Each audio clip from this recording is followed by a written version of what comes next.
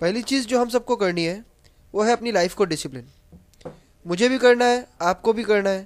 Life کو discipline کرنے کا مطلب رات کو جلدی سونا, عشاء کی نماز پڑھیے اور سونے جائیے. رات کے 12 بجے ہوٹل میں مت جائیے, فلم دیکھنے مت بیٹھیے, دوستوں کے ساتھ رات گزاری مت کیجیے, اور نہ ہی رات کے 2 بجے تک علماء اکرام کے بیان سنتے بیٹھیے. یہ آپ کے حق میں کوئی فائدے کی بات بھی نہیں.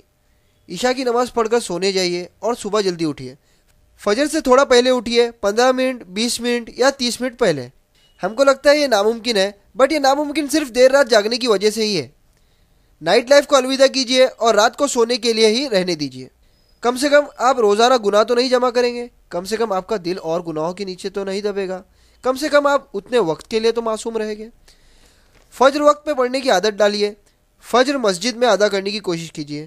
تھوڑا جلدی پہنچیے. یہ نہیں کہ دوسری رکعت کے سلام کے وقت آپ پہنچ رہے ہو اور اپنے آپ کو یہ تسلی کہ واہ ماشاء اللہ آج فجر مسجد میں ہوئی.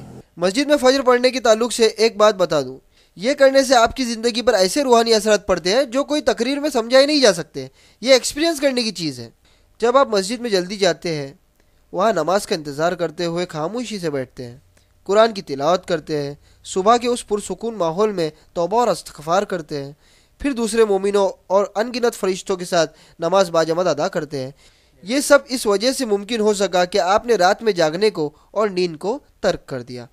پھر مسجد سے واپسی میں آپ یہ خواہش کریں گے کہ میں روز ایسا ہی کروں. اس بات پر قسم کھائی جا سکتی ہے, اس کی میں گارنٹی دیتا ہوں کہ آپ یہ تمنا کریں گے کہ روز فجر مسجد میں ہی ادا کریں. اللہ غایتنا اللہ غایتنا